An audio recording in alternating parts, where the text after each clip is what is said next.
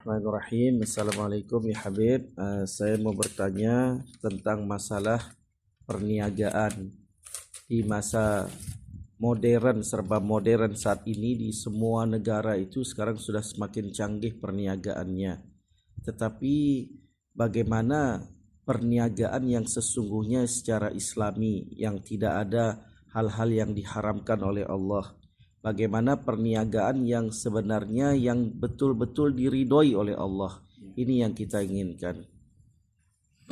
Masya Allah, Alhamdulillah, soalan ini ya cukup bagus dan mudah-mudahan membawa barakah dan perubahan yang baik kepada peniaga-peniaga, orang-orang yang sedang berniaga, ada kedai sana, ada kedai sini, di mana-manalah. Dan kita lihat jualan-jualan hari ini umpamanya jualan buah-buahan, kurma, di mana-mana, at-tamar, di mana-mana.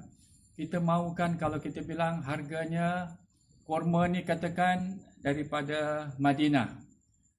Kalau besar begini harganya RM10. Kurma ajwa katakan. Kurma yang lain. Macam-macam nama kurma ada.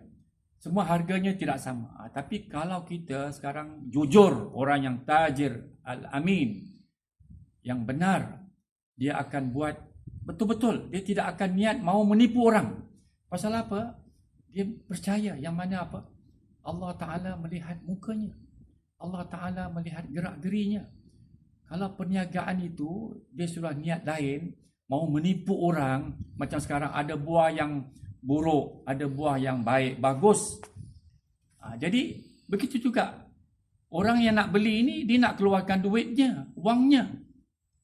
Tapi kalau perkara ini bohong, tipu, buah ini menjadi rosak, dia bilang bagus. Oh ini bagus, ini manis, ini garanti bagus. Ataupun dalam perniagaan yang lain, oh obat ini bagus, obat ini kasih sihat, ubat ini kasih segar. Ubat ini kalau kita makan insya-Allah bagus, semua bagus, semua bagus. Tapi kalau perkataan yang kita keluarkan itu tidak betul, kita sebagai seorang peniaga, maka kita akan menerima nanti azab Allah Subhanahu Wa Taala. Itu juga orang-orang yang nak pergi umrah, orang-orang yang nak pergi haji, peniaga-peniaga, orang-orang bisnes-bisnes. Mereka mesti ingat, bukan semua orang yang pergi haji dan umrah itu bawa duit satu tong, satu peti, satu beg.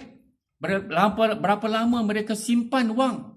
10,000, 20,000 baru dapat pergi umrah 10 tahun sekali. Bukan semua orang tiap-tiap tahun pergi umrah. Bukan senang nak cari duit. Jadi kita ingat, kita sebagai seorang bisnes, dalam apa juga perniagaan, kita ingat janji Tuhan ada kepada Nabi Muhammad sallallahu alaihi wasallam. Kalau peniaga itu orang yang jujur, honest, tidak niat nak menipu. Kalau dia menipu dekat negeri Mekah, katakan ya, pahalanya sekian-sekian. Sembahyangnya kan pahala besar-besar. Segi pahala. Tetapi kalau dia buat dosa, dia menipu orang-orang yang pergi umrah ini, orang pergi haji. Dan kita terdengar di sana sini, hadza duyufur rahman, duyufur rahman. Tetamu Tuhan, tetamu Tuhan. Ya, kita katakan ini tetamu Tuhan. Tetapi kita nak menipu tetamu Tuhan. Macam mana? Dosanya kalau 100, 200 jadi dosanya. Besar dosanya. Jadi kita ingat, biar kita takut. Bukan pergi saja ke Mekah. Kalau orang nak pergi India, pergilah India. Orang nak pergi China, pergilah China. Orang nak pergi Hong Kong ke Bangkok ke mana-mana, pergilah. Kalau nak tipu-tipulah. Tapi jangan buat penipuan, terutama kepada tetamu Allah Subhanahu Wa Taala. Duyufur Rahman dekat Mekah, kat Madinah. Besar dosanya. Sebagaimana kata Rasulullah dalam hadisnya. Ingatlah ini pesanan Rasulullah SAW. Jadilah peniaga ataupun orang-orang yang bisnes yang jujur. Kerana apa? Orang-orang yang tidak jujur, ya. Inilah yang kata Rasulullah SAW dalam hadis. Inna tujar yub'atuna yawmal qiyamah fujaran illa man ittaqallah wa barra wa sadaqa. Rawah al-Imam At-Tirmizi.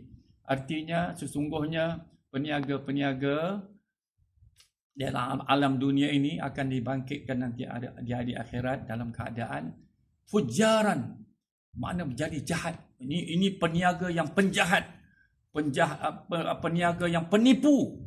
Melainkan peniaga-peniaga itu illa manittaqa, dia takut Allah. Dia berkata apa? Allah dapat melihat. Allah belum buta matanya. Allah dapat melihat. Itu orang yang bertakwa. Dan dia buat baik dan dia benar. Dia tidak akan bohong kepada sesiapa yang datang membeli segala barang-barang itu. Jadilah peniaga yang jujur dan benar di sisi Allah Subhanahu Wa Taala. Kerana baiknya yang apa yang diingatkan oleh Rasulullah sallallahu alaihi wasallam dalam hadisnya, at-tajirus saduq al-amin yuhsyaru ma'an nabiyyin was-siddiqin wasyuhada, rawah al-Imam At-Tirmizi. Maknanya peniaga-peniaga yang benar, yang jujur akan dihimpunkan nanti di hari akhirat bersama siapa? Para nabi-nabi dan orang-orang yang benar-benar dan orang-orang yang mati syahid. Itulah kelebihan.